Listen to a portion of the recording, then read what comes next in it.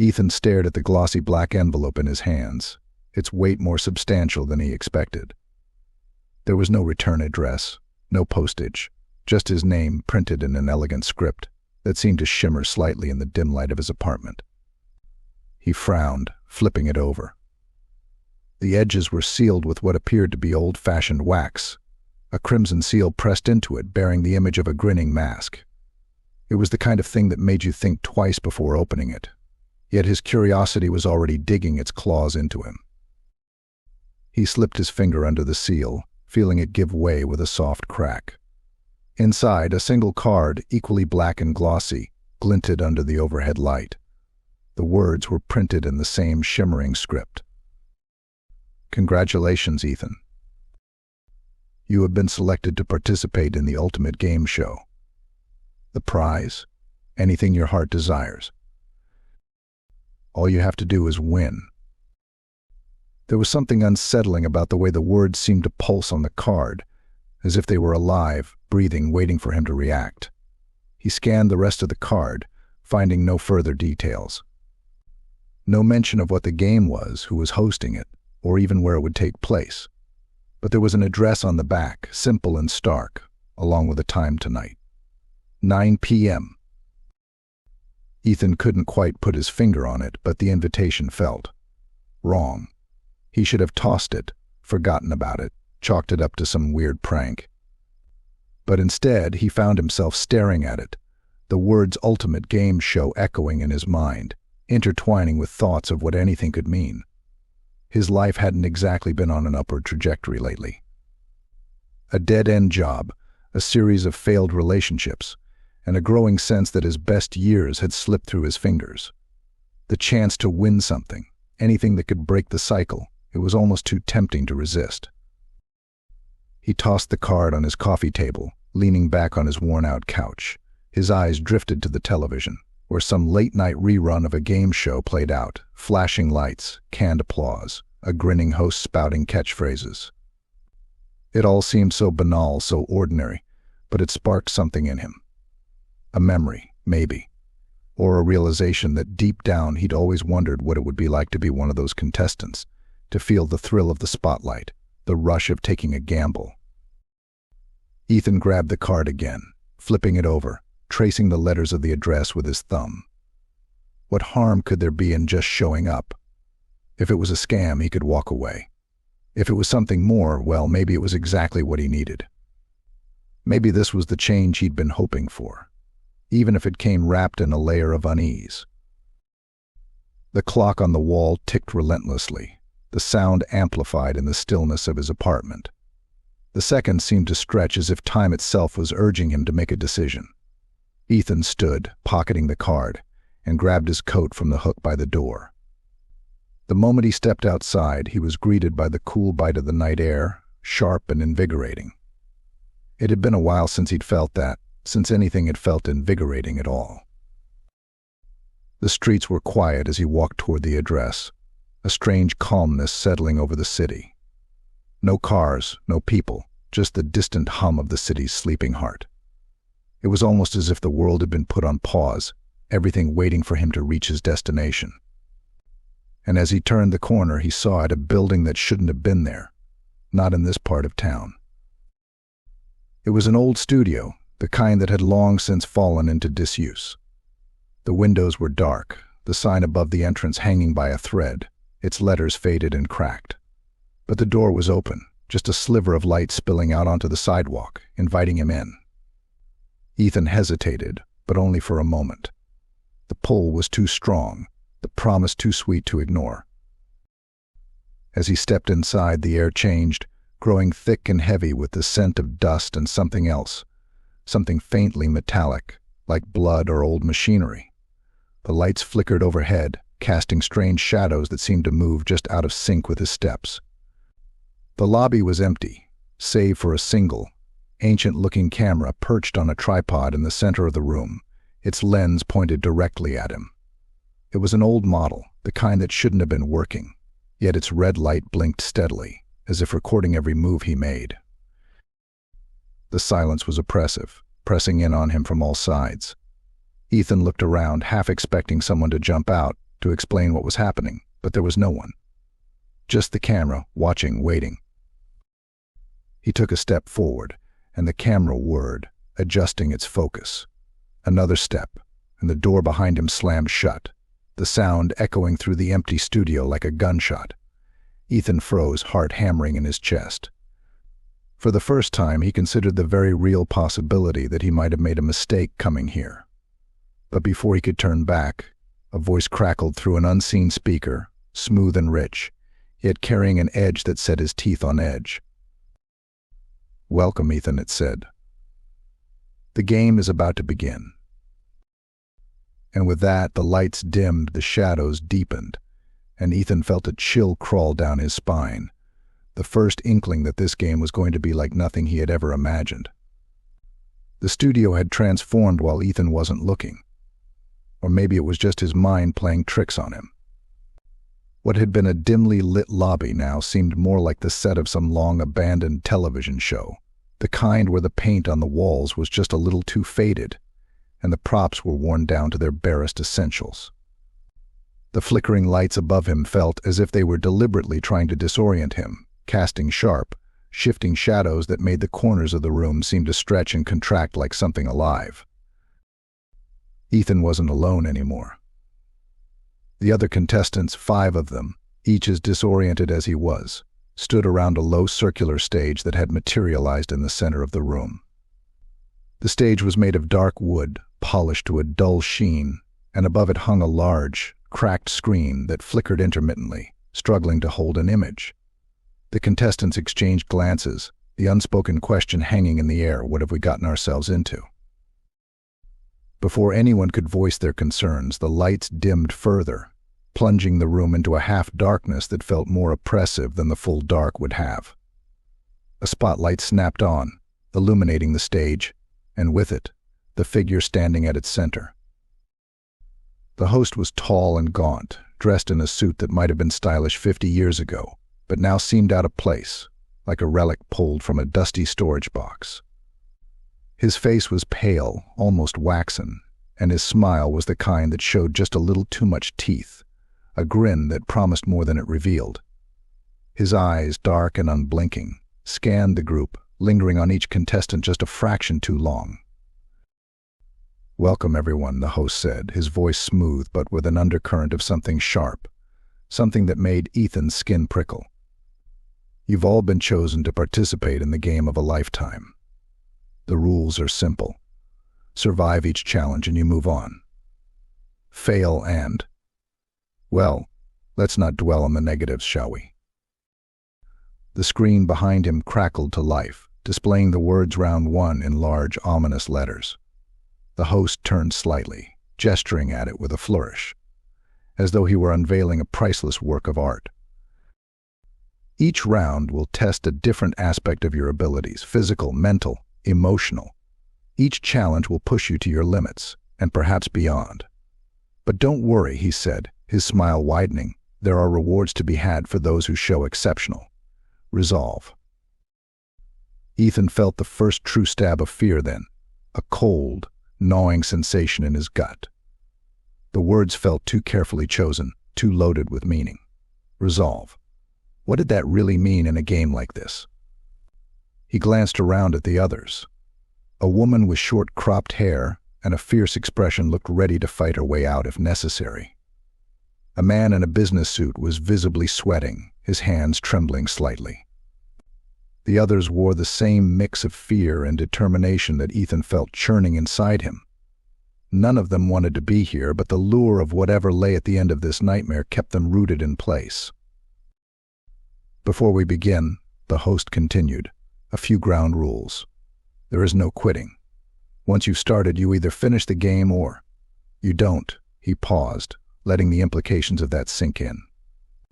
"The challenges will come at you fast, and they will not show mercy. But I promise the rewards will make it all worthwhile." Ethan swallowed hard, his throat dry. He couldn't shake the feeling that he was missing something, that there was a catch buried in the host's words, something lurking just beneath the surface. But the host gave no further explanation, instead stepping back as the spotlight dimmed, leaving them in the grip of the near darkness again.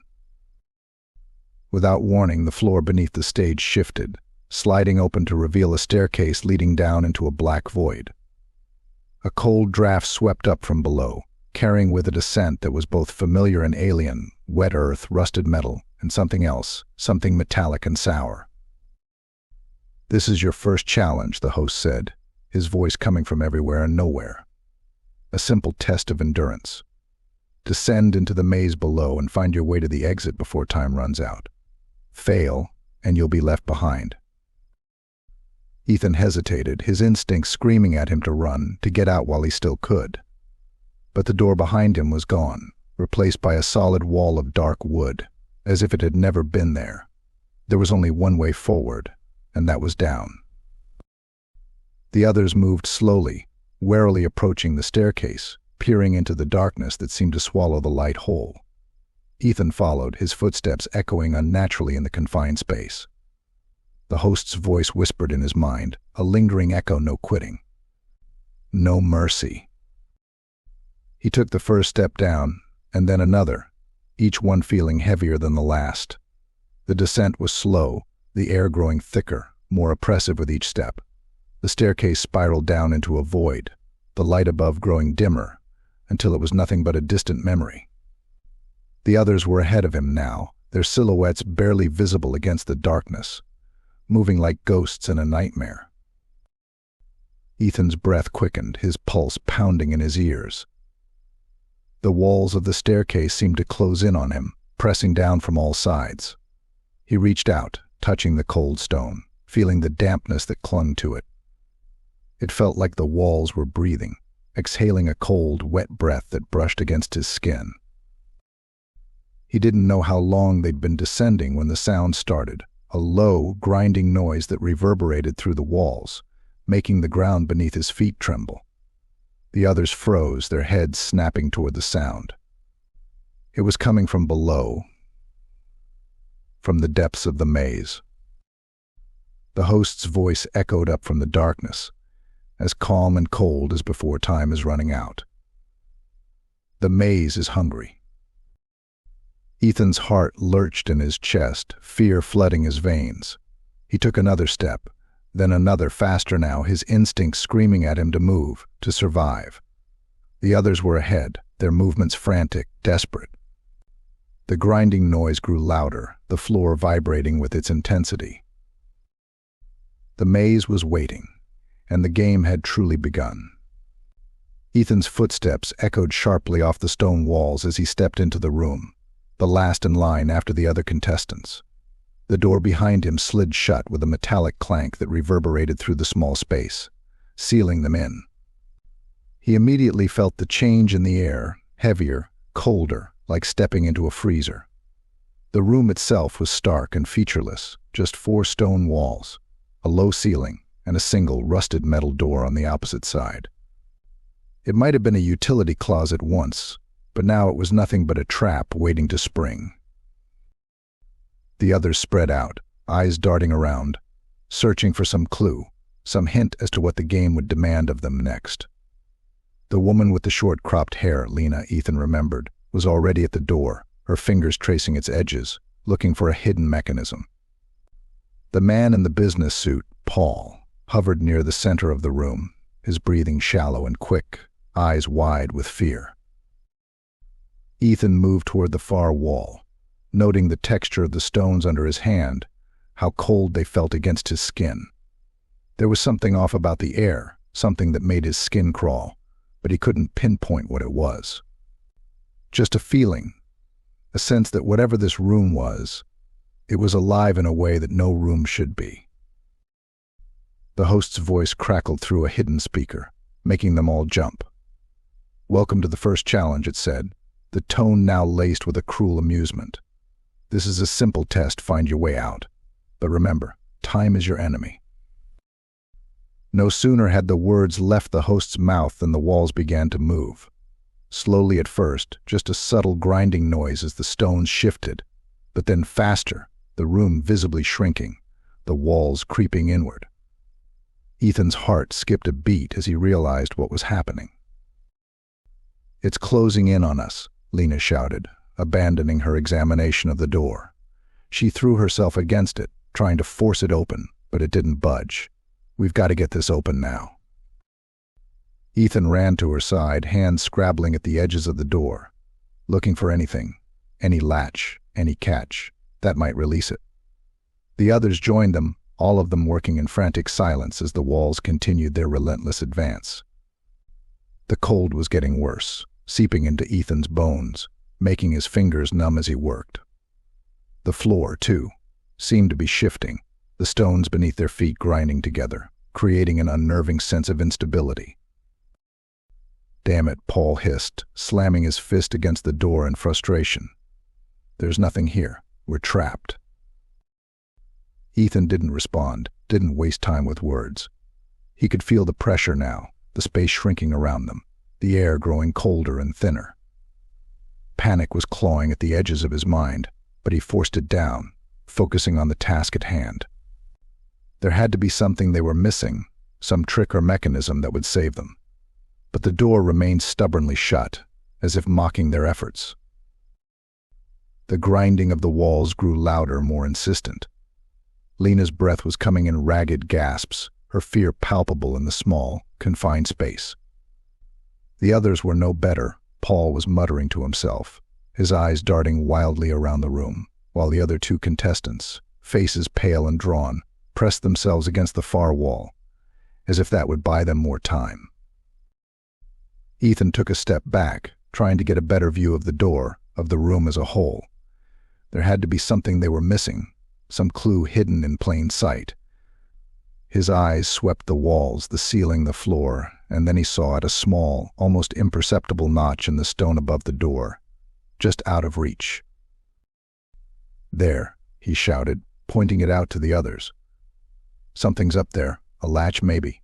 We need to reach it." Lena didn't hesitate. She grabbed a nearby stone block, dragging it over to the door and climbing on top. Even then, she was just shy of reaching it. "I need a boost," she called down. Ethan moved without thinking, clasping his hands together to give her a step up. She planted her boot in his grip, and he heaved upward, nearly losing his balance as the walls continued to close in. The others had joined in, some pushing against the walls as if they could stop them by sheer will, while Paul kept banging on the door, shouting for help that would never come. Lena stretched, her fingers just brushing the notch. "Almost there," she grunted, her voice strained. Ethan's muscles were burning, the cold making his grip falter. He could feel the walls now, the space shrinking so much that they were all crowded together, jostling for what little room remained. Finally, Lena's fingers found purchase, and with a desperate twist, she yanked down. There was a loud clunk, and the door slid open with a groan of ancient machinery. "Go, go, go," Ethan shouted, pulling Lena down as the others scrambled through the narrow opening. The walls were so close now, pressing in on all sides, that they had to push themselves through one at a time. Ethan was last, feeling the icy grip of the walls brush against his back as he squeezed through the door, gasping for breath as he tumbled into the next room. The door slammed shut behind them, cutting off the grinding noise and leaving them in a new room, bigger, but no less foreboding. The cold lingered, as did the sense that they were being watched, but for now, at least, they were live. Ethan lay on the floor, panting, his heart hammering in his chest, his mind still reeling from the close call. They had passed the first challenge, but there was no sense of victory, no relief in their escape. The host's voice echoed in his mind, a taunting reminder that this was only the beginning. The walls had closed in on them once, and Ethan knew they would again. Each time closer, each time harder to escape. And he knew, deep down, that not all of them would make it out next time. The door had barely shut behind them when Ethan felt it, a prickling sensation on the back of his neck, as if someone was watching him from the shadows. The new room was larger than the last, but that only made it worse. The ceiling arched high above, lost in darkness, and the walls seemed to stretch away into infinity, their edges blurred in the dim, uneven light that flickered from rusted fixtures overhead. It was a space that didn't seem to belong in any normal building, a void that swallowed up sound and light, leaving only a creeping sense of isolation. Lena stood beside him, her breath still ragged from their narrow escape. The others were scattered around the room, each one as disoriented as the next, but no one spoke. They were all feeling it now, the eyes. They were hidden, just out of sight, but unmistakable in their presence, watching, judging, waiting for the next misstep. The feeling wasn't just unsettling, it was invasive, like a cold finger tracing down Ethan's spine. Paul was the first to break the silence. "This place isn't right," he muttered, voice low, as if afraid to speak too loudly. His eyes darted from corner to corner, trying to catch a glimpse of whatever it was that was watching them. "It's like the walls are alive or something." Ethan didn't respond. He couldn't. His throat felt tight, his instincts screaming at him to keep moving, to get out of this place before it did whatever it was designed to do. But there was nowhere to go, no doors leading out, just endless, shadowed corners where something might be lurking, just out of sight. Lena edged closer to him, her voice barely above a whisper. "You feel it too, right? We're not alone in here." He nodded, eyes scanning the room. He couldn't shake the feeling that the walls were watching, that the very stones were alive with some kind of malevolent awareness. Every flicker of the lights, every distant creak or groan, set his nerves on edge. It was like being in a cage with something just beyond the bars, something you couldn't see but knew was there, waiting for you to let your guard down. The other two contestants, a man and a woman whose names Ethan hadn't caught, were huddled near the far wall, their backs pressed against the cold stone. The man's eyes were wide, wild with fear, while the woman kept glancing over her shoulder, as if expecting something to leap out of the shadows at any moment. The atmosphere was thick with paranoia, the tension in the room like a coiled spring ready to snap. "Keep it together," Lena said, though her own voice betrayed a tremor. "There's got to be a way out of here. We just need to find it." But Ethan wasn't sure anymore. The room seemed designed to break them, to wear down their nerves until they made a mistake. And those eyes, wherever they were patient. They had all the time in the world. Suddenly, a sound broke the silence, a soft click followed by a whirring noise. It was subtle, almost imperceptible, but in the oppressive quiet of the room it was like a gunshot. Ethan spun around, trying to locate the source, but there was nothing, just more shadows, more darkness. "What was that?" Paul hissed, his voice trembling. Before anyone could answer, the whirring grew louder, and with it came movement. Small, subtle, but unmistakable, tiny red lights blinking on in the corners of the room, barely visible in the dim light. There were dozens of them, maybe more, scattered across the walls and ceiling, blinking in unison like the eyes of some vast, unseen creature. Ethan's heart skipped a beat. The cameras, they had to be cameras, but they were unlike any he'd ever seen. They were old, ancient almost, their lenses cracked and dusty, but they were still functioning, still watching. The lights blinked rhythmically, almost like breathing, like they were alive. "Cameras," Lena whispered, her eyes wide with dread. "They're watching us." But Ethan knew it wasn't just the cameras. There was something more, something behind them, controlling them. The room itself was alive, a predator toying with its prey, and the cameras were its eyes, recording their every move, every failure. The whirring grew louder, more insistent, and then, with a sudden sharp snap, the lights above them flickered and died, plunging the room into darkness. The red lights of the cameras were the only source of illumination now, casting an eerie, crimson glow that distorted the shadows, turning the room into a nightmare landscape. Panic surged through the group. The man near the wall bolted, running blindly into the darkness, his footsteps echoing loudly in the confined space. Ethan heard a thud, a sharp intake of breath, and then silence. The man had vanished, swallowed by the darkness. "Stay together," Lena shouted, her voice strained, but there was no calming the fear that had gripped them all.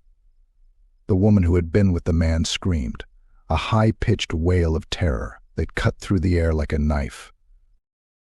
Ethan grabbed Lena's arm, pulling her close.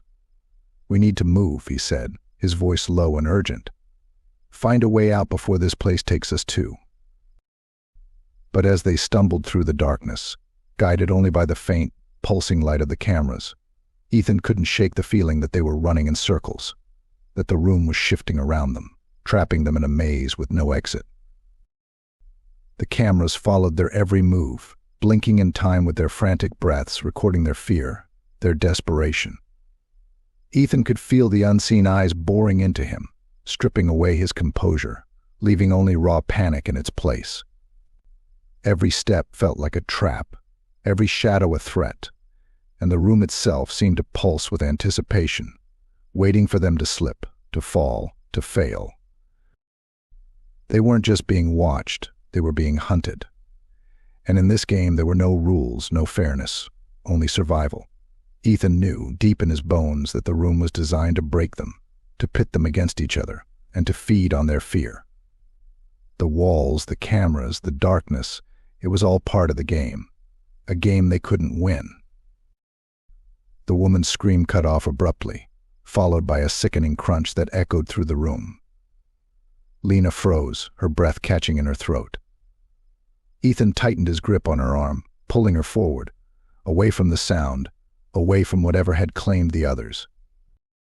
"Don't look back," he whispered, his voice hoarse. "Just keep moving." But as they stumbled forward, the red lights of the cameras followed, relentless, unblinking, and Ethan knew they were running out of time.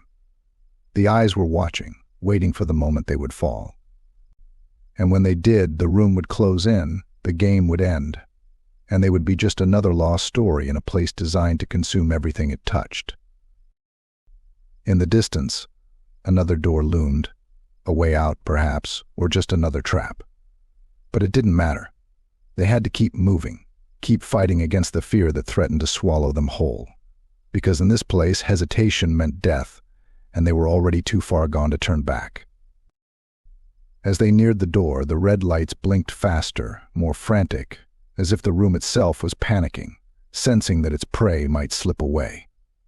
Ethan reached out, grasping the cold metal handle, praying that it would open, that they could escape this nightmare. With a final, desperate pull, the door creaked open, and they tumbled through, into another room, another challenge. But even as the door slammed shut behind them, Ethan couldn't shake the feeling that the eyes were still there, watching, waiting. Because in this place there was no escape. Only the game. And the game never ended. The door sealed behind them with a finality that made Ethan's breath catch in his throat. The room they'd tumbled into was nothing like the others. It was darker, more oppressive, and the air hung heavy with the scent of damp earth and something else. Something rancid and decaying, like the remnants of a long-forgotten meal. A single dim light flickered overhead, casting weak, pale illumination over a narrow staircase that spiraled downward into the shadows. The walls were close, almost claustrophobically so, made of rough stone that seemed to sweat, dripping with moisture that collected in dark puddles at their feet. The others were silent, the earlier panic replaced by a grim, shared understanding that whatever awaited them down those stairs was going to be worse than anything they'd faced so far. Lena stood beside him, her face drawn tight with exhaustion and fear, but there was still a hard edge of determination in her eyes. They weren't dead yet, and that meant they had to keep moving, no matter how much their instincts screamed to turn back. "This place is trying to break us," Lena said, her voice low, as if she feared speaking too loudly would wake something in the dark. "Whatever's down there, we have to face it. There's no other way out." Ethan nodded, though every fiber of his being rebelled against the idea of going deeper into this nightmare. The stairs seemed to descend forever, into a darkness so thick it felt like a physical barrier. But there was no choice. The room above them had been a dead end, and the door was gone, replaced by another seamless wall. The only way forward was down. They began their descent, the steps slick and uneven beneath their feet. The staircase twisted in tight spirals, the walls pressing in closer with every turn. The air grew colder as they went, biting through their clothes and into their skin. The light above them faded quickly, leaving them in a near-total darkness that was only broken by the occasional flicker of a malfunctioning bulb embedded in the wall. Ethan kept his hand on the stone wall as they descended, feeling the rough, wet surface under his fingertips. The walls were alive with the sound of distant, echoing drips, the slow, rhythmic trickle of water finding its way through the ancient stone. It was a sound that only deepened the sense of entrapment, a constant reminder that they were far, far below the surface now, and the world above was just a memory.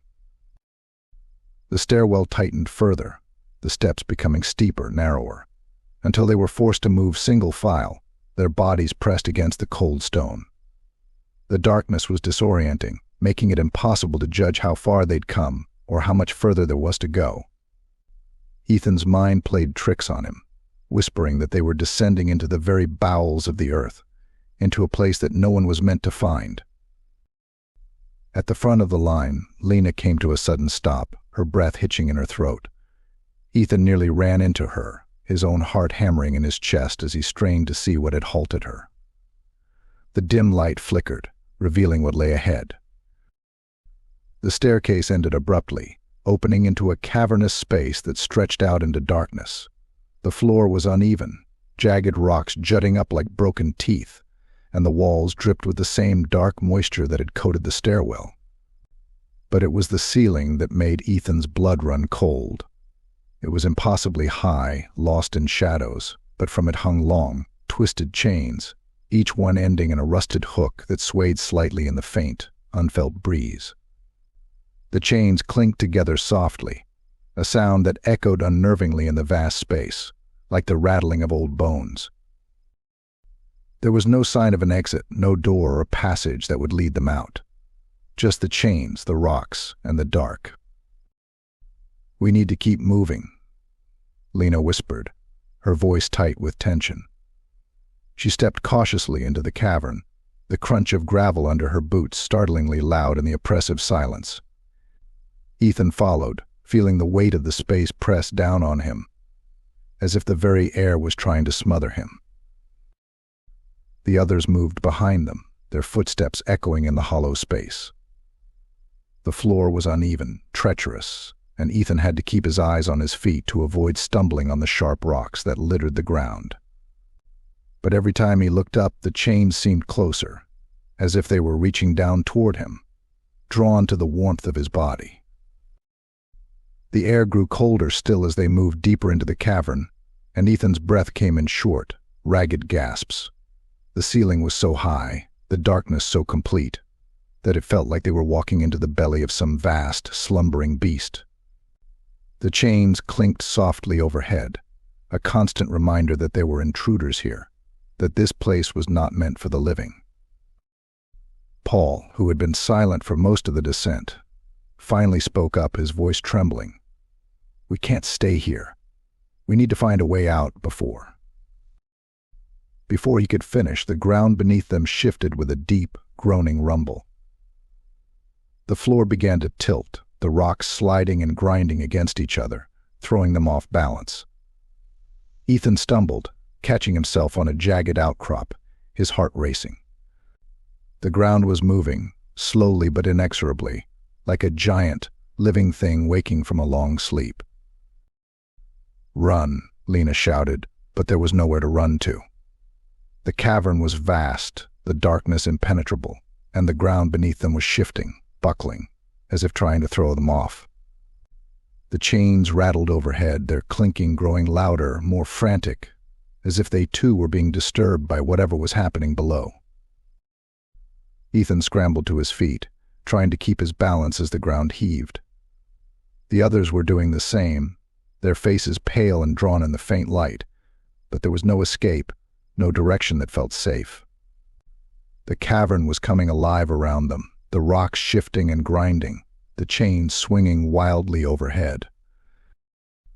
Then, with a sickening lurch, the ground gave way entirely, and they were falling, tumbling into the darkness below. Ethan's stomach dropped as he fell, the air rushing past him, the faint light of the cavern receding rapidly above. He reached out, grasping for anything to hold on to, but there was nothing but empty air and the sound of his own panicked breathing. The fall seemed to go on forever, but then, just as suddenly, it ended with a bone-jarring impact. Ethan hit the ground hard, the air knocked out of him in a painful gasp. He lay there for a moment, dazed, every part of his body screaming in pain.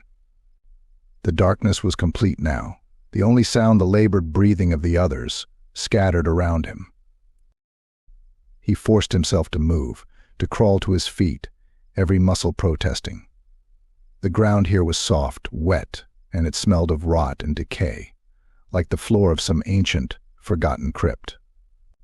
Ethan shuddered, his skin crawling with the realization that they had fallen even deeper into the earth, into a place where no light had ever touched. Lena's voice, weak but determined, cut through the darkness. "Is everyone okay?" There were murmurs of pain, of fear, but no one answered directly. They were alive, but barely. And now, trapped in this subterranean pit, the true horror of their situation began to sink in. They were far below the surface now, in a place that was never meant to be found. The walls here felt different, older, more malevolent, as if they were carved out of the very bones of the earth. The air was thick with moisture and the stench of decay, and it felt like the darkness itself was pressing in on them, suffocating them slowly. Ethan pushed himself up, his legs unsteady, his head swimming. "We need to find a way out," he said, his voice barely above a whisper. But even as he said it, he knew the truth. There might not be a way out. This might be the end of the line, the place where the game finally consumed them. But they had to try. They had no choice. The game was still on, and until it was over they had to keep moving, keep fighting, no matter how hopeless it seemed. With Lena leading the way, they began to move again, stumbling through the dark, through the stench and the cold, deeper into the bowels of the earth. The ground was uneven, slick with moisture, and the walls seemed to close in on them with every step. There was no sound but their own labored breathing and the distant, echoing drip of water. And above it all, faint but unmistakable, was the sound of chains, rattling softly in the dark, following them, haunting them. They were deep in the heart of the maze now, and the walls had never felt more alive. The cavernous pit was behind them now, left in darkness as they stumbled into a new chamber, smaller but no less foreboding. The air was thick with an almost palpable tension, the kind that made every breath feel like a struggle. The room was lit by a single, sickly yellow light that hung from the ceiling, casting long, twisted shadows on the walls. The shadows moved as they did, looming like specters waiting to claim them. In the center of the chamber stood an altar, rough stone, darkened with stains that had seeped into the rock over centuries. The altar's surface was etched with deep grooves, channels that led to the floor where the remnants of something dark and dried formed a pattern too deliberate to be random. Ethan's stomach churned at the sight, a cold realization creeping into his mind that this room was different. This was a place of finality, of decisions that couldn't be undone. Lena stepped forward, her eyes locked on the altar, her breath coming in short, sharp gasps. The others fanned out around her, but no one moved too close, as if an invisible barrier kept them at a distance. Ethan could see it in their faces, the dawning horror, the understanding of what this room was asking of them. The host's voice, calm and cold, crackled to life from the shadows. "Welcome to the 6th challenge. You've done well to make it this far, but now the game requires something more from you. A sacrifice." The word hung in the air, heavy and unyielding. It was a command, not a suggestion. Ethan felt the blood drain from his face as he looked around at the others. Their expressions ranged from shock to denial, but no one spoke. The meaning was clear: one of them wouldn't leave this room. One of them had to stay behind so the others could move on. "This is insane," Paul said, his voice breaking the silence. His face was pale, eyes wide with fear. "We can't. There has to be another way." "There isn't," Lena said, her tone flat, resigned. "This place, it's been leading us here the whole time. It wants a sacrifice. If we don't give it what it wants, none of us will make it out." Ethan swallowed hard, his mouth dry. He felt the weight of the host's words pressing down on him, felt the room itself closing in, demanding they make a choice. But how could they? How could anyone decide who lived and who died? The silence stretched on, a heavy, oppressive thing that filled the space between them, driving them further apart, even as they stood mere feet from each other. No one wanted to be the first to speak, to suggest what they all knew had to happen. But the room was patient, waiting for them to break, to turn on each other. Lena took a step toward the altar, her face set in a grim mask of determination. "I'll do it," she said, her voice steady but laced with an underlying tremor. "I'll stay. The rest of you, get out of here. Survive."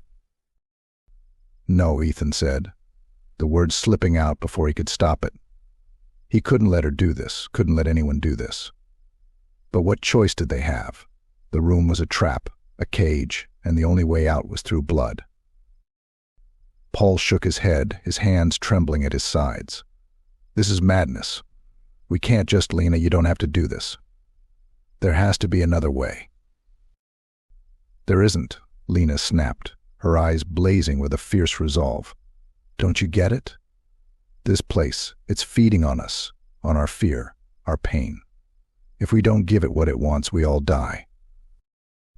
Ethan felt the desperation clawing at him, tearing at his resolve. He wanted to fight, to find some way out of this nightmare, but deep down he knew Lena was right. The room was a monster, a thing that had been waiting for them, and it wouldn't let them go unless it was satisfied. But he couldn't let her do this. He couldn't just stand by and watch her sacrifice herself. "There has to be another way," he said, though the words felt hollow even as he spoke them. "Maybe if we work together we can." "There isn't," Lena said again, her voice softer now, tinged with sadness. She turned to face them, her expression softening as she looked at each of them in turn. "You have to go. All of you. This is the only way." The others stood frozen, caught between the horror of the choice and the terror of what would happen if they didn't make it. Ethan could see the struggle in their eyes, the fear and guilt warring with the need to survive. They were all trapped, and the only way out was to leave someone behind. Paul looked like he was about to speak again, but then the ground beneath them shifted, a low rumble that sent vibrations through the stone. It was a warning, a reminder that time was running out. The room wasn't going to wait forever. Ethan's heart pounded in his chest as he looked at Lena, saw the quiet resolve in her eyes. She was already gone, he realized.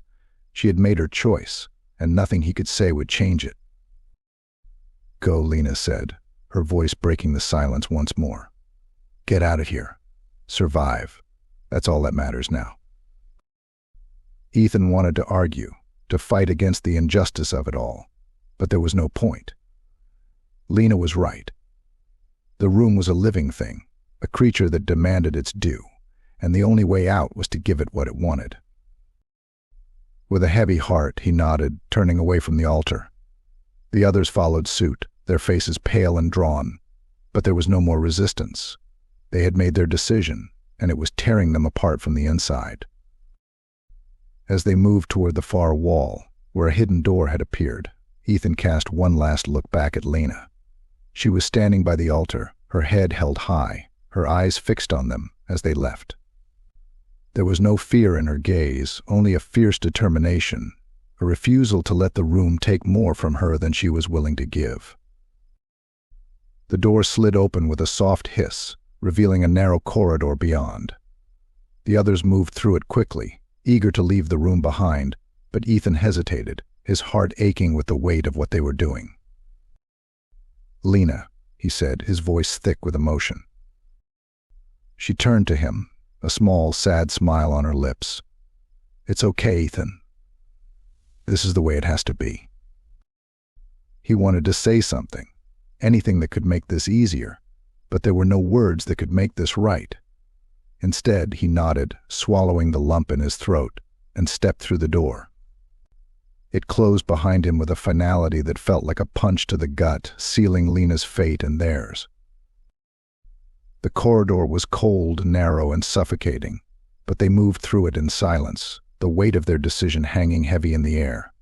The further they went, the more the room behind them seemed like a distant memory, a nightmare that they were leaving behind. But the guilt, the pain, clung to them, a shadow that would never truly fade. Ethan didn't know how long they walked, the narrow walls pressing in on them, the silence suffocating. But eventually the corridor widened, opening into another room, another challenge. But it didn't matter. Nothing mattered anymore. The sacrifice had been made, and now, all they could do was move forward, haunted by the memory of the one they left behind. The next room they stumbled into was unlike any of the others. It was a twisted mockery of the opulent game shows Ethan remembered from his childhood: bright lights, gaudy colors, and an over-the-top sense of spectacle. But here, everything felt wrong. The lights were too harsh, casting sharp, unnatural shadows that distorted the space. The colors were garish, bleeding into each other in sickening hues that made Ethan's head swim. The air smelled faintly of ozone and something else, something metallic and rotten, like the scent of rusted iron left out in the rain. In the center of the room stood a stage, its surface gleaming under the harsh lights. A row of podiums lined the front, each one equipped with a microphone and a small, blinking screen. Above them, a massive scoreboard dominated the wall, its numbers flickering erratically, as if struggling to hold on to their form. The contestants, the survivors, stood before the podiums, their faces pale and drawn, eyes wide with dread. The door behind them had sealed shut the moment they entered, trapping them in this bizarre, nightmarish parody of a game show. The host appeared without warning, materializing in the middle of the stage as if he'd always been there. He was the same as before, or almost. His Sharpe suit was still impeccably tailored, his smile still impossibly wide, but there was something different now, something wrong that Ethan couldn't quite place. The host's movements were too smooth, too precise, like a puppet being guided by invisible strings. His eyes, dark and gleaming, seemed to bore into each of them, stripping away their defenses, laying bare their deepest fears. "Welcome, welcome," the host said, his voice smooth as silk but with an edge that set Ethan's nerves on edge. "Congratulations on making it this far. You've proven yourselves to be survivors, strong, resilient, resourceful. But the game is far from over." The host's smile stretched wider, a grotesque caricature of what a smile should be. The corners of his mouth pulled back just a bit too far, revealing teeth that were too sharp, too white. Ethan's breath caught in his throat, a primal fear rising within him. The host wasn't human. He looked human, but something was fundamentally off, something Ethan's instincts screamed at him to run from. "The rules are simple," the host continued, his voice carrying a sing-song lilt that made Ethan's skin crawl. "Each of you will step up to a podium, and I will ask you a question. Answer correctly, and you move on to the next round. Answer incorrectly. Well, let's just say the consequences will be severe." The scoreboard above them flickered to life, displaying their names in bright, jagged letters. Ethan's was the last on the list, the numbers beside his name already counting down. He felt a cold sweat break out across his skin as the host turned to him, that unnerving smile never faltering. "Step right up, Ethan," the host said, gesturing to the nearest podium with a flourish. "You've been a strong contender so far. Let's see if you can keep it up." Ethan's legs felt like lead as he approached the podium, the blinking lights making his head spin. The screen in front of him glowed with an unnatural light, the numbers counting down faster now. He could feel the eyes of the other contestants on him, but they seemed distant, blurred at the edges, as if they were fading into the background. The only thing that mattered was the host and the question he was about to ask. The host leaned forward, his dark eyes locking onto Ethan's with an intensity that made his stomach twist. "Here's your question, Ethan," he said, his voice dropping to a whisper that echoed in Ethan's mind. "What is the one thing you desire most in the world?" Ethan blinked, his mind reeling. That wasn't a question, it was a trap. He could feel it in his bones, in the way the host's gaze bore into him, waiting for him to stumble, to falter. He wanted to answer, to blurt out something. Freedom, survival, escape. But the words stuck in his throat, tangled in the web of fear that had ensnared him. The host's smile widened, his teeth gleaming like polished ivory. "Tick-tock, Ethan," he said, his voice a soft, insistent whisper. "Time is running out. What do you want?" Ethan's heart pounded in his chest, each beat echoing in his ears like a drum. The air around him seemed to thicken, pressing in on him, making it harder to breathe. He could feel the walls closing in, the lights growing brighter, hotter, until they were burning into his eyes, searing his vision. The truth was, Ethan didn't know what he wanted anymore. He'd come here for something that had seemed so important at the time, but now all he wanted was to survive, to get out of this nightmare and never look back. But he knew that wasn't the right answer, that the host was waiting for him to say something else, something he couldn't quite grasp. Ethan's voice faltered, the words slipping away like sand through his fingers. He could feel the host's gaze on him, feel the weight of it pressing down, crushing him under the weight of his own indecision. The host's smile twisted into something darker, something that sent a bolt of terror through Ethan's core. "Time's up," the host said, his voice cold, final. "Let's see what you've won." The screen in front of Ethan flared to life, the numbers blurring and spinning before settling on a single word: despair. The word flashed once, twice before the lights on the podium went dark, leaving Ethan standing in the sudden, suffocating silence. The host's laughter filled the room, a low, sinister chuckle that echoed off the walls. Ethan," he said, shaking his head in mock disappointment. "So close, and yet so far. But don't worry, the game isn't over yet." The lights flickered, and suddenly the other contestants were gone. The room had changed again, the gaudy colors and bright lights replaced by a dim, oppressive gloom that pressed in on Ethan from all sides. The podiums were gone, replaced by a circle of jagged stones, each one etched with dark, twisting symbols that seemed to writhe and pulse with a life of their own. The host stood at the center of the circle, his form flickering, shifting, as if he were made of smoke and shadow. His eyes were no longer dark, they were a deep, glowing red, filled with a malice that made Ethan's blood run cold.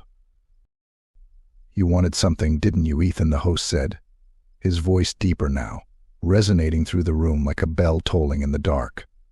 "You came here seeking something, but now all you found is the truth. And the truth is, you've already lost."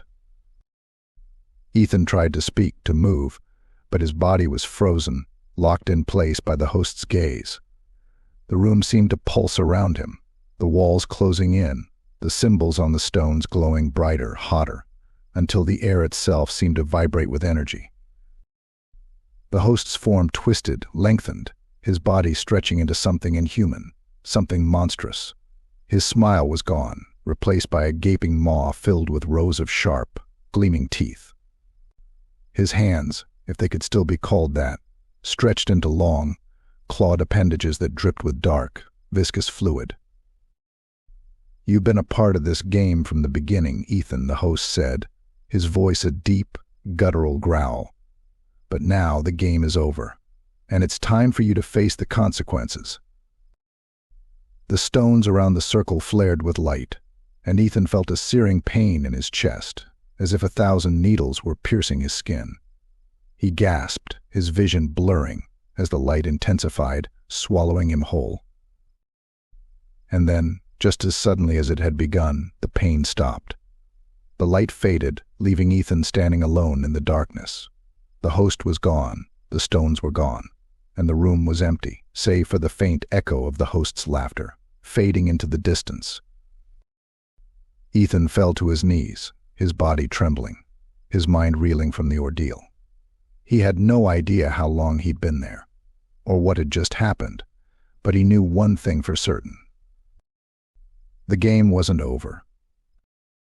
Not yet. Ethan's footsteps echoed eerily in the vast chamber, the sound ricocheting off the walls and multiplying until it seemed like a chorus of ghostly figures were following in his wake. The room was unlike any he had encountered before, a dizzying labyrinth of mirrors that stretched out in every direction, reflecting and refracting the light until it was impossible to tell where the real world ended and the illusions began. He took a tentative step forward, and 1,000 Ethans moved with him, their faces pale and haggard, eyes wide with fear. The mirrors were everywhere, floor to ceiling, creating a perfect, endless maze. Each reflection was a little off, just enough to unsettle him.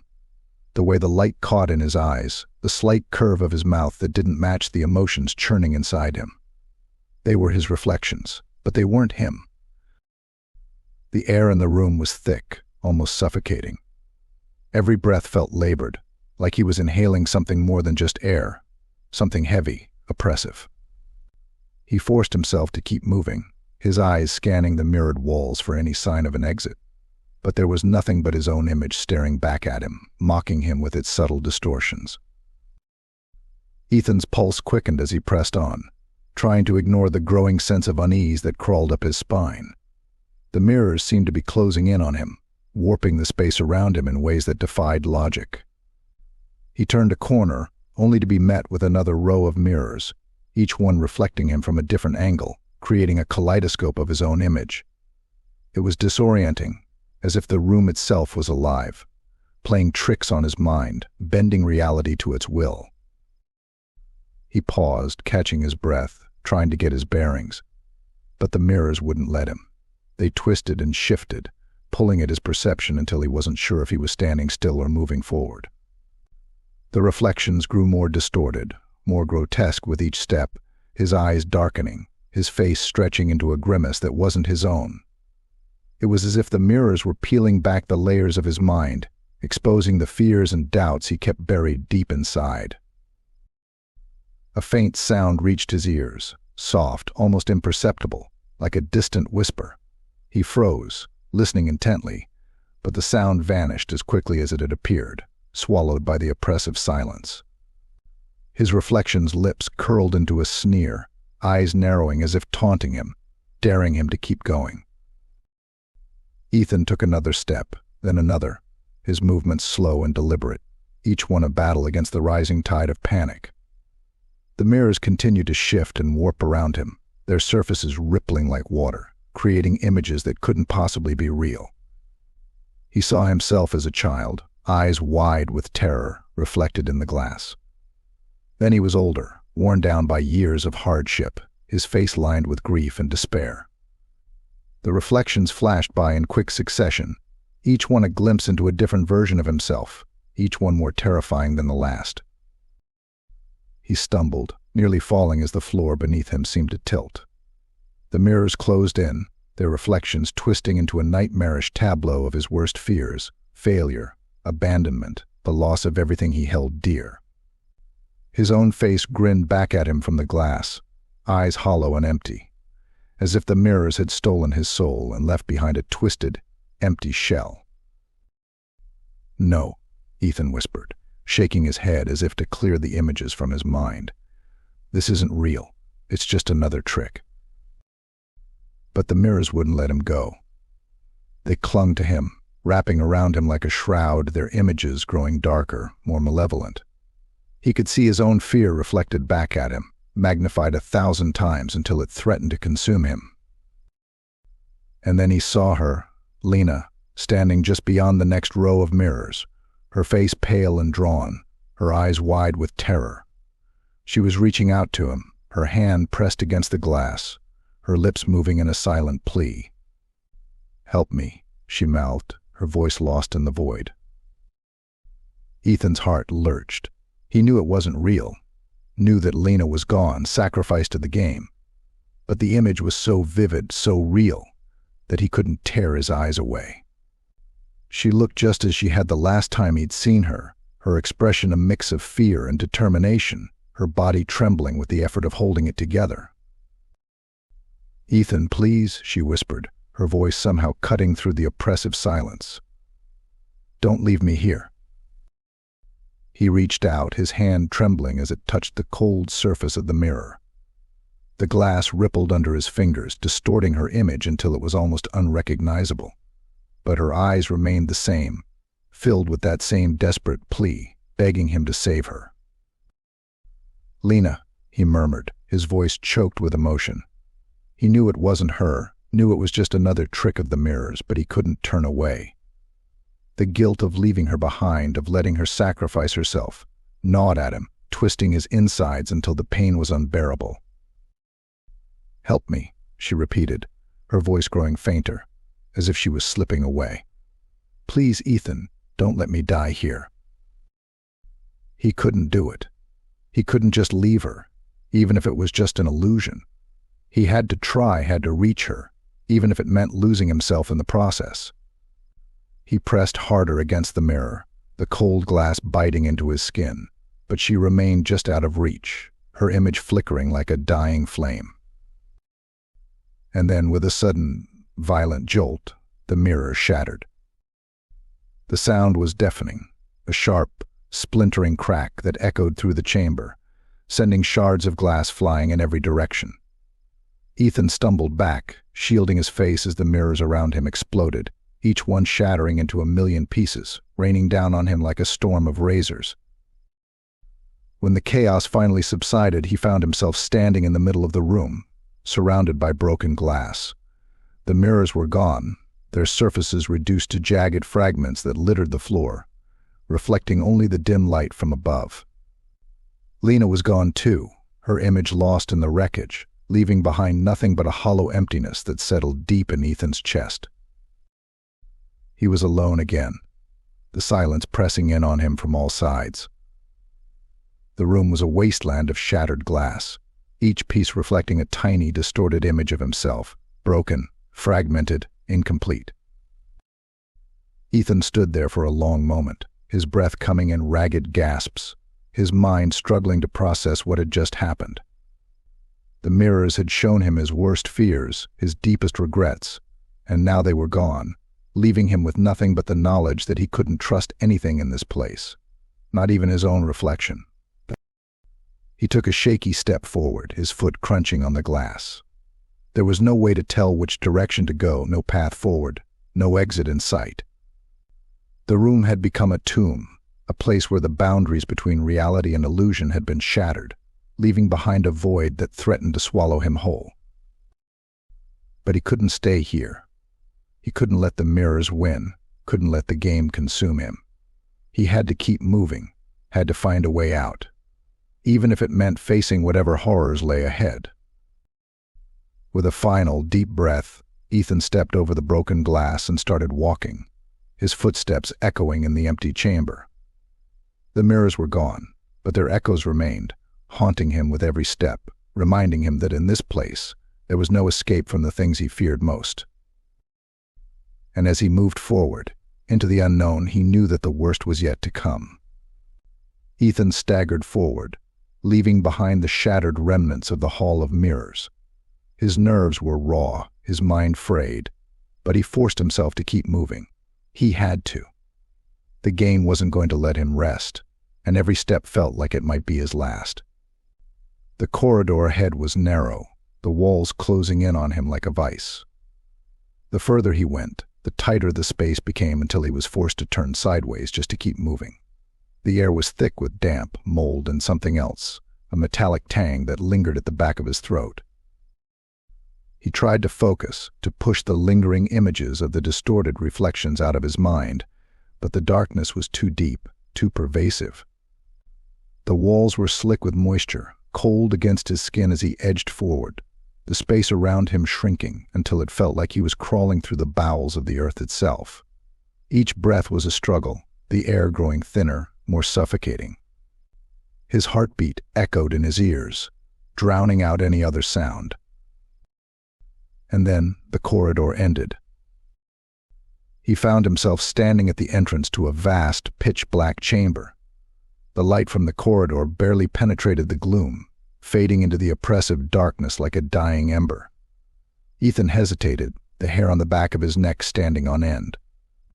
There was something wrong with the air in this room, something that made his skin crawl.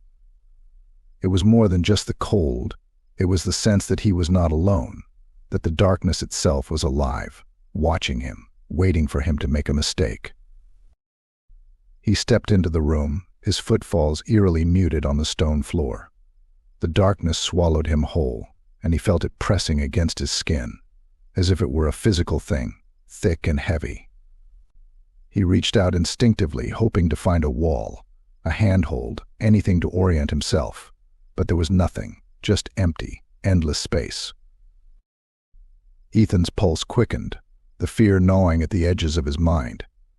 He strained to listen, but the silence was absolute, a void that seemed to stretch on forever. The darkness wasn't just a lack of light, it was a presence, a living thing that wrapped itself around him, suffocating him with its weight.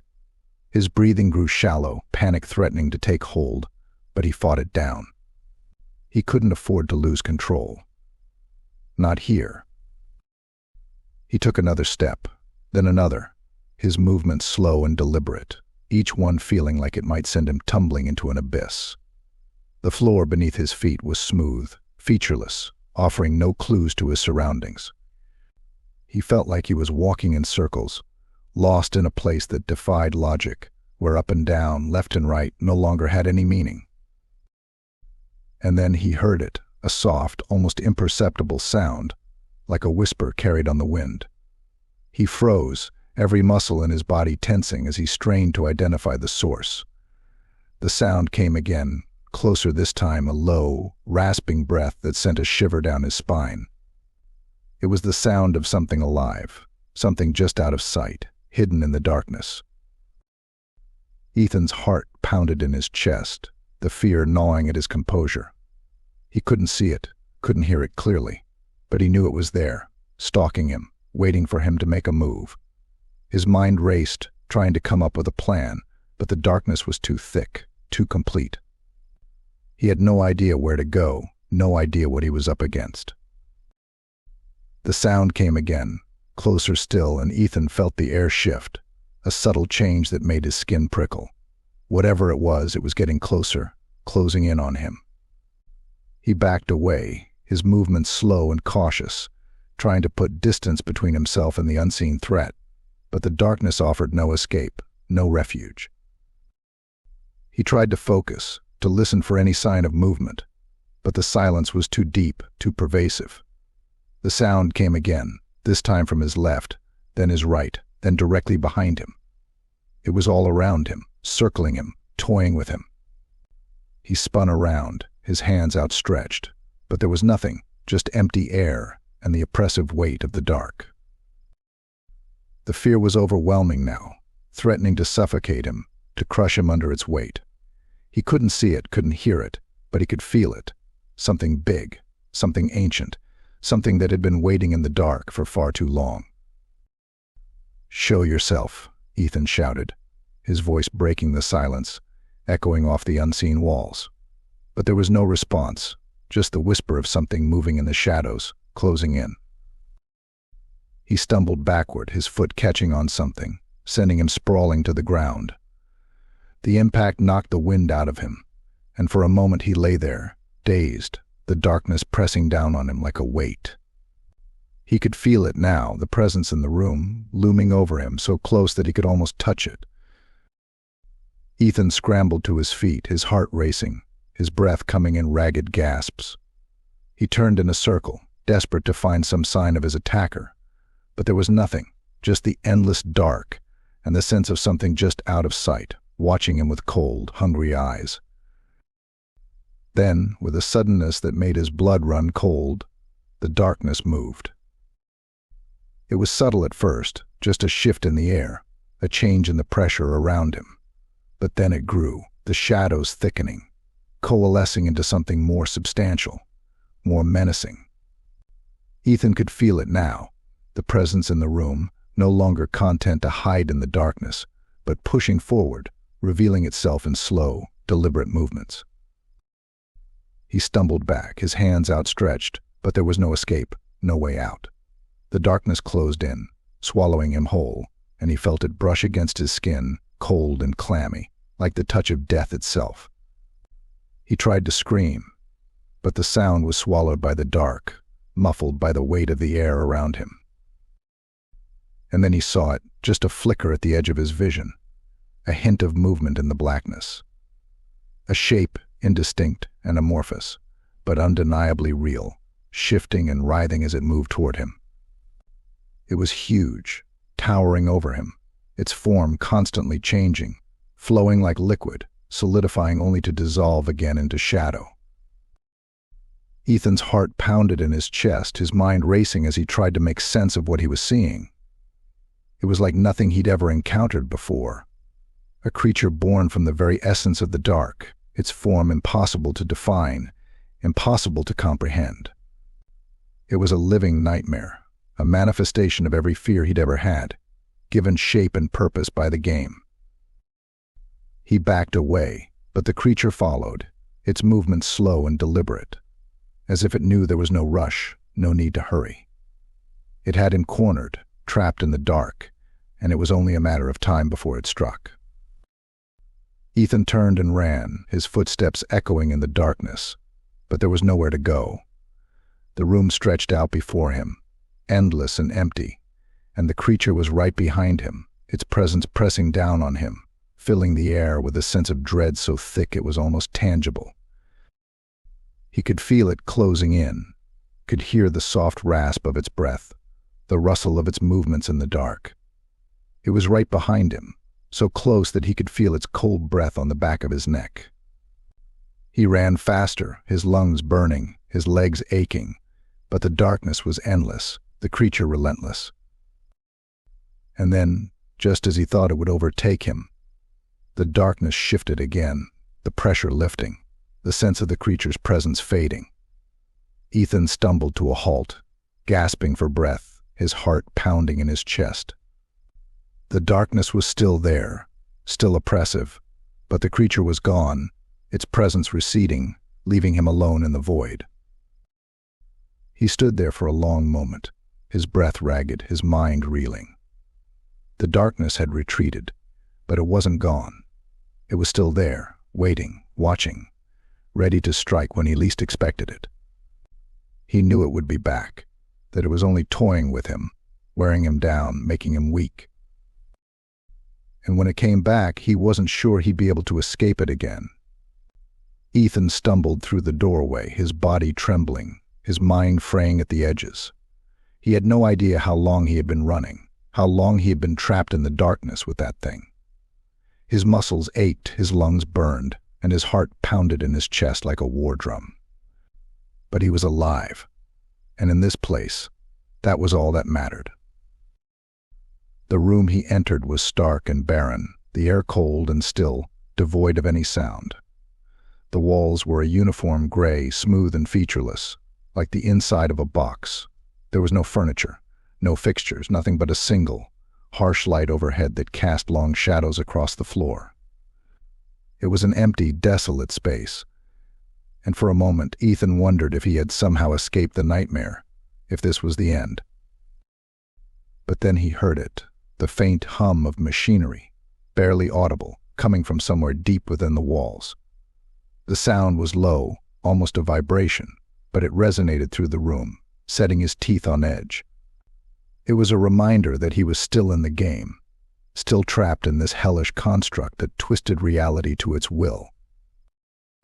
Ethan took a deep breath, trying to steady himself, trying to push down the rising tide of panic. He had to stay focused, had to keep moving. The game wasn't over yet. He moved cautiously across the room, his footsteps echoing in the empty space. There was no door visible, no way out, but he knew better than to trust appearances. This place thrived on deception, on manipulating the senses, and he couldn't afford to let his guard down. The hum of machinery grew louder as he approached the far wall, a low, pulsing sound that seemed to come from all around him. He pressed his hand against the cold surface, feeling the vibrations beneath his fingers, the subtle thrum of hidden mechanisms. Something was happening, something just out of sight, behind the walls, and it filled him with a sense of dread so deep it felt like a weight pressing down on his chest.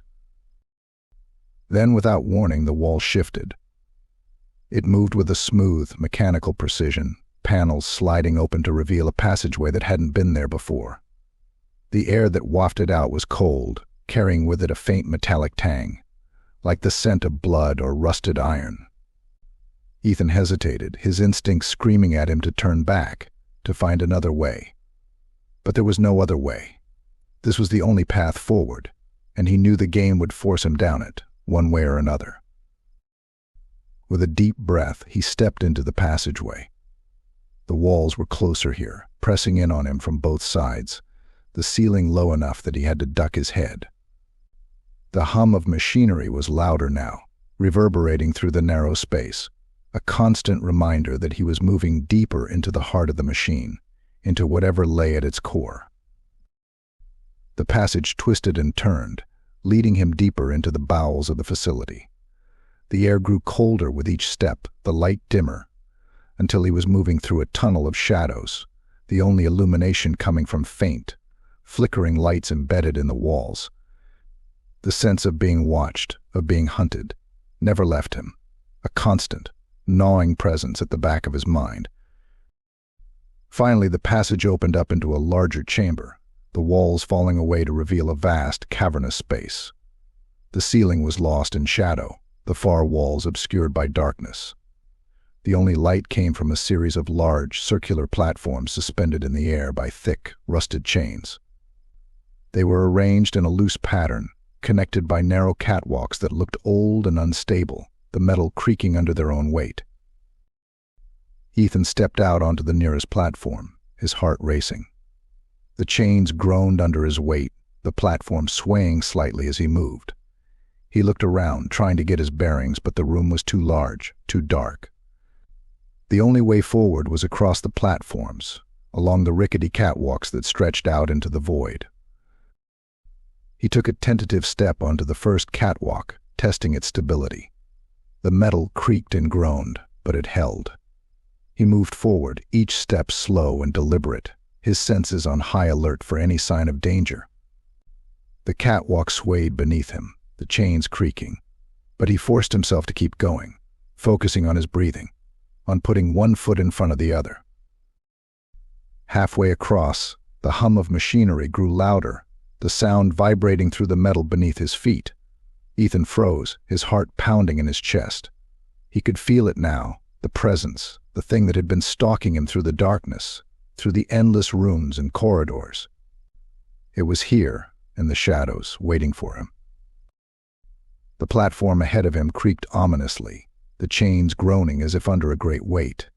He squinted into the darkness, trying to see what was coming, but there was nothing, just endless blackness and the faint outline of the platforms. And then it came, a low, guttural growl that rumbled through the chamber, shaking the catwalk beneath his feet.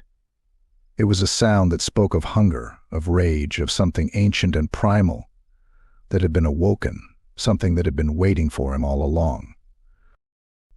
Ethan's breath caught in his throat as he realized what was happening. The creature from the darkness, the thing that had hunted him, was here. It had followed him, and now it was closing in for the kill. He bolted, sprinting across the catwalk, the metal swaying dangerously beneath his feet. The growl grew louder, closer, reverberating through the chamber like a physical force. He could feel the vibrations in the air, the sense of something massive moving through the shadows, bearing down on him. The catwalk shuddered, and Ethan felt the platform behind him give way, the chains snapping with a deafening crack. He leaped forward, just managing to grab onto the edge of the next platform as the one behind him collapsed into the void. He hauled himself up, his muscles screaming in protest, and stumbled forward, not daring to look back. The growl was right behind him now, a deep, resonant sound that shook the entire chamber. Ethan could feel it in his bones, in his chest, a pressure that threatened to crush him. He pushed himself harder, faster, the fear driving him forward, even as the platform swayed and buckled beneath him. He could see the end now, a final platform at the far end of the chamber, bathed in a sickly yellow light. The way out, his only chance. But the creature was close, too close, its presence a weight on his back, a shadow that loomed over him, ready to strike. Ethan lunged forward, his feet barely touching the catwalk as he raced across the final stretch. The platform beneath him groaned, the chain straining. But he didn't stop, didn't slow down. He could feel the creature behind him, could hear its growl turning into a roar, the sound reverberating through his entire body. With a final desperate leap, Ethan threw himself onto the last platform, his hands scraping against the rough surface as he pulled himself up. The roar behind him reached a crescendo, a sound so loud it seemed to split the air, and then silence. Ethan lay there, panting, his heart racing, every muscle in his body trembling. The chamber was quiet now, the only sound the faint hum of machinery, the groaning of the chains as they settled into place. He didn't dare move, didn't dare breathe, afraid that the slightest sound would bring the creature back, that it would drag him down into the darkness and finish what it had started. But nothing came. The creature, whatever it was, had vanished, leaving him alone on the platform, the room bathed in an eerie, unsettling light. Slowly, painfully, Ethan pushed himself to his feet. He was alive, but barely. The game had pushed him to his limits, and he knew that the worst was still ahead. The way out lay before him, a narrow doorway at the edge of the platform, leading into another corridor, another challenge. Ethan took a deep breath, steeling himself for whatever lay ahead. The game wasn't over, not yet. But he was the last contestant standing, and he wasn't going to go down without a fight. He stepped through the doorway, leaving the chamber behind, the echoes of the creature's roar still ringing in his ears. Ethan stumbled through the doorway, emerging into a space that felt fundamentally wrong, as though reality itself had twisted into something alien and hostile. The air was thick and heavy, laden with a chemical scent that burned his nostrils and left a bitter taste on his tongue. The room was vast, the ceiling so high it disappeared into shadow, and the walls were lined with rows of flickering lights that cast the space in an unsettling, strobing glow. The floor was an uneven surface of metal and stone, a labyrinth of obstacles that stretched out before him like a nightmarish obstacle course. Ropes dangled from above, interspersed with massive, spinning blades, and pits of darkness yawned open between narrow walkways that led off into the distance. Every surface seemed to pulse with a malevolent energy, as if the room itself was alive, waiting for him to make a move. He was alone now, the last contestant standing. The others were gone, lost to the game, consumed by the horrors it had thrown at them. Lena, Paul, all of them, and now it was just him, facing the final challenge, with nothing but his wits and whatever strength he had left to see him through. The door behind him slammed shut with a resounding crash, sealing him in. The sound echoed through the room, a sharp reminder that there was no turning back. Ahead, at the far end of the course, a large metal gate loomed, bathed in a harsh white light. It was the only exit, the final destination, but between him and that gate was a gauntlet of deadly obstacles that shifted and moved with a cruel precision. A voice crackled to life over an unseen speaker, the now familiar tone of the host, dripping with false cheer. "Congratulations, Ethan. You've made it this far, and now all that stands between you and victory is one last test. The rules are simple: reach the gate, and you win. Fail and... well, you've seen what happens to those who fail." Ethan clenched his fists, the muscles in his arms trembling with exhaustion and adrenaline. His mind was a haze of fear and determination, the need to survive outweighing the terror of what lay ahead. He had no choice but to keep moving, to push forward through the nightmare that the game had become. The floor beneath him shifted slightly, and with it, the course came to life. The ropes began to sway, the blades whirred into motion, and the walkway started to retract and extend in a disorienting rhythm. The entire room was a machine, a deadly, living organism designed to break him, to tear him apart piece by piece if he made even a single mistake. He took a deep breath, focusing on the first obstacle, a narrow walkway leading to a series of swinging ropes. The blades spun at irregular intervals, slicing through the air with a sound that sent chills down his spine. He had to time his movements perfectly, or he'd be caught in the crossfire, cut down before he even had a chance to reach the other side. Ethan moved quickly, his eyes locked on the ropes as he darted across the walkway. The blades hummed dangerously close, the air displaced by their movement whipping at his face. He reached the first rope, grasping it tightly as he swung himself forward, the momentum carrying him over the first pit of darkness. His heart pounded in his chest, every muscle in his body screaming in protest, but he forced himself to keep going. The next few obstacles blurred together in a frenzy of movement and instinct. He leaped from platform to platform, dodging the blades, avoiding the sudden drops, the entire time aware that one wrong move could be his last. The room was designed to disorient, to exhaust, to push him to the brink, until he couldn't think straight anymore, until his body failed him. But he refused to let it. He pushed harder, forced his mind to focus, to keep calculating every move, every leap, every grab. The pain in his limbs was excruciating, his lungs burned, but he wouldn't stop. Not now, not when he was so close. He reached the final stretch, a long, narrow bridge that led directly to the metal gate. But the bridge was unstable, its surface slick with oil, and the entire structure shook violently with every step he took. Beneath him, the darkness yawned open, an endless void that seemed to beckon him to fall, to give in to the exhaustion, to let the game win. The gate loomed ahead, the light behind it bright and unforgiving. Ethan could see it clearly now, see that it was the only way out, the only path to freedom.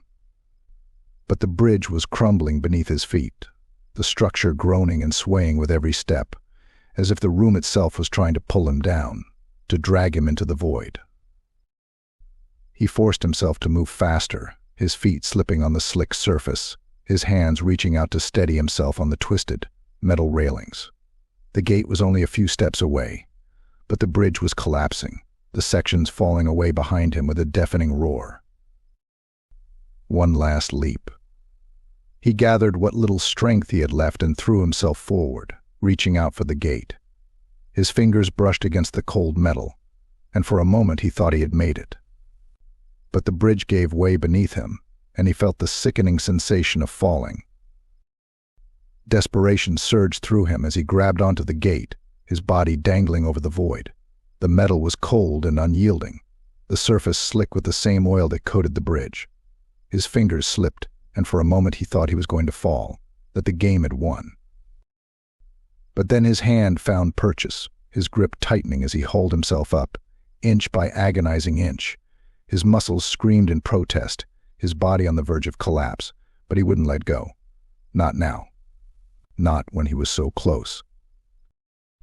With a final, desperate effort, he pulled himself over the edge and collapsed on the other side, his body trembling, his breath coming in ragged gasps.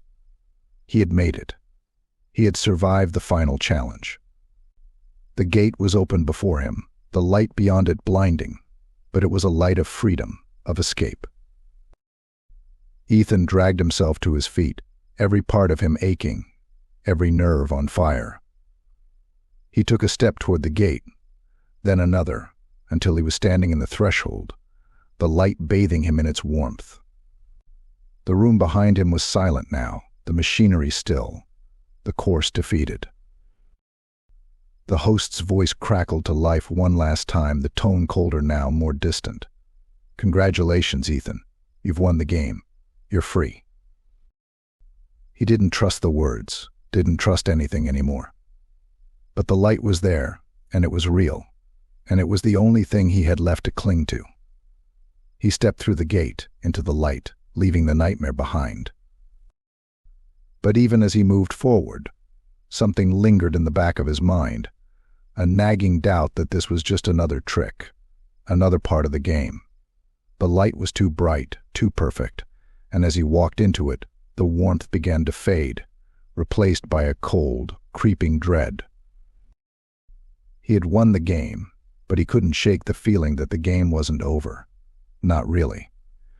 That the true challenge was still ahead, waiting for him just beyond the light. And as the gate closed behind him, sealing him in, Ethan realized with a sinking heart that he might never truly escape. Ethan stumbled out of the light and into a world that felt both familiar and foreign. The air was crisp and cool, the scent of damp earth and pine needles filling his lungs as he gasped for breath. He found himself standing in a dense forest, the trees towering above him, their branches swaying gently in the breeze. The sky overhead was a deep, twilight blue, stars just beginning to flicker to life in the growing darkness. It was peaceful, serene, everything the game had not been. For a moment he stood still, his body trembling from exhaustion and the residual terror of what he had endured. The ground beneath his feet was solid, real, a welcome change from the shifting, treacherous terrain of the nightmare he had just escaped. He took a deep breath, trying to convince himself that it was over, that he had won, that he was finally free. But the nagging doubt remained, a cold knot in the pit of his stomach. He couldn't shake the feeling that something was wrong, that this was just another layer of the game, another trap waiting to spring. The forest was too quiet, the silence unnatural, as if the world itself was holding its breath, waiting for him to make a move. Ethan turned slowly, scanning the trees for any sign of movement, any indication that he was not alone. But there was nothing, no sound of animals, no rustling of leaves, no distant hum of machinery. Just the stillness, the oppressive silence that pressed in on him from all sides. "Is this it?" he whispered, his voice barely more than a breath. "Am I really free?" The words hung in the air, unanswered, swallowed by the silence. He took a hesitant step forward, the undergrowth crunching softly beneath his boots. The forest felt endless, the trees stretching out in every direction, their trunks forming an impenetrable wall of wood and shadow. There was no path, no clear direction, only the unknown stretching out before him. But he had no choice. He couldn't stay here, couldn't stand still and wait for whatever might be lurking in the darkness. He had to keep moving, had to find his way out of this forest, out of this game, once and for all. Ethan walked slowly at first, each step cautious, his senses on high alert for any sign of danger. The trees seemed to close in around him as he moved deeper into the forest, their branches forming a dense canopy that blocked out the sky, plunging him into a twilight gloom. The air grew colder, the shadows longer, and the sense of being watched grew stronger with every step. He paused, listening intently, but the silence remained unbroken. His breath came in shallow gasps, his heart pounding in his chest. The forest was too perfect, too idyllic, and that perfection was what unsettled him the most. It felt like a facade, a thin veneer over something darker, something waiting to reveal itself. He continued forward, his pace quickening as the unease gnawed at him. The trees blurred together, their trunks indistinguishable in the dim light. The ground beneath his feet grew uneven, the roots of the trees twisting and tangling, threatening to trip him with every step. His breath quickened, his heart racing as he fought the rising tide of panic. And then, just ahead, he saw it, a break in the trees, a narrow path leading out of the forest. Relief surged through him, and he broke into a run, his feet pounding the earth as he raced toward the opening, toward freedom. But as he reached the edge of the trees, he skidded to a halt, his breath catching in his throat. The path opened up into a clearing, and in the center of that clearing stood the very thing he had hoped to leave behind the gate. It was identical to the one he had just escaped through, massive, imposing, its metal surface gleaming in the fading light. The realization hit him like a physical blow, knocking the wind out of him. He hadn't escaped. He was still in the game. "No," Ethan whispered, his voice trembling with disbelief. "No, this can't be happening." He stumbled backward, his mind racing, trying to make sense of what he was seeing. The forest, the gate, it was all part of the same nightmare, another layer of the same twisted game. He had been running in circles, trapped in an endless loop, with no way out. The gate loomed before him, a silent sentinel guarding the boundary between freedom and captivity. The light behind it flickered, beckoning him forward, but he knew better now. He knew that the light was a lie, that it led only to more pain, more suffering. He turned away from the gate, his hands clenching into fists. There had to be another way out, a way to break the cycle, to escape for real this time. He couldn't let the game win, couldn't let it trap him here forever. Ethan began to run again, his breath coming in ragged gasps, his feet pounding the earth as he fled from the gate, from the forest, from the nightmare that refused to end. The trees whipped past him, their branches clawing at his clothes, tearing at his skin, but he didn't slow down. He couldn't. The fear was driving him now, a primal terror that overrode all reason. But no matter how fast he ran, no matter how far he went, the forest remained the same. The trees were unchanging, the path never ending, and the gate was always there, waiting for him at every turn, a constant reminder that he was still trapped, still a pawn in the game. Finally, exhausted and defeated, Ethan collapsed to the ground, his body trembling with exhaustion. He lay there for a long time, the cold earth pressing against his skin, the darkness closing in around him. The realization that he was trapped, that he might never escape, settled over him like a suffocating weight. And then, as if in response to his despair, the forest began to change. The trees shifted, their trunks warping and twisting, the ground beneath him rippling like water.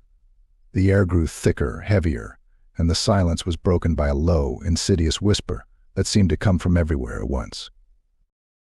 "Did you really think you could escape?" Ethan's heart lurched in his chest, his breath catching in his throat. The voice was familiar, the same voice that had taunted him throughout the game, the same voice that had driven him to the brink of madness. "No," he whispered, shaking his head, refusing to believe it. "This isn't real. This can't be real." The voice chuckled, a dark, mocking sound that sent chills down his spine. "Reality is what we make of it, Ethan. And here, in this place, I am reality." The ground beneath him shifted, the earth opening up like a maw, and Ethan felt himself being pulled downward, dragged back into the darkness. He clawed at the ground, trying to find something to hold on to, but there was nothing, just the cold, unyielding earth and the endless void beneath it. He was falling again, falling through the darkness, through the layers of the game, deeper and deeper into the nightmare. The light above him faded, the last vestiges of hope slipping away as the darkness closed in around him, smothering him, consuming him. And then, just as suddenly as it had begun, the fall stopped. Ethan found himself standing in a room small and featureless, the walls smooth and white, the air sterile and cold. The light was bright, too bright, searing his eyes as he blinked in confusion. The room was empty, save for a single chair in the center, facing a large mirror that covered one entire wall. Ethan approached the chair slowly, his mind still reeling from the descent, from the sudden shift in reality. The mirror reflected his image back at him, pale, gaunt, eyes wide with fear and exhaustion. But as he stared at his reflection, he noticed something subtle, almost imperceptible. His reflection wasn't quite right. The way it moved, the way it blinked, it was off, as if it was slightly out of sync with him. And then, with a sickening jolt, he realized the truth. The reflection wasn't him. It smiled, a slow, deliberate smile that didn't reach its eyes, and Ethan felt the blood drain from his face. The reflection leaned forward, its eyes locking onto his, and spoke in a voice that was not his own. Welcome back, Ethan. The realization hit him like a tidal wave, drowning him in despair. He wasn't free. He had never been free. The game had never ended. It had just shifted, changed its shape, its tactics. And now it had him again, right where it wanted him.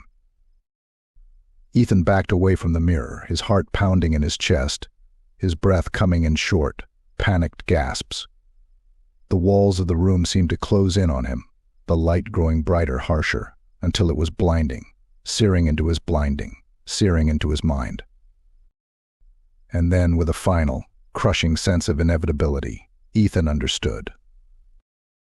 There was no escape. There never had been. The game was his life now, his reality. And he was its prisoner forever.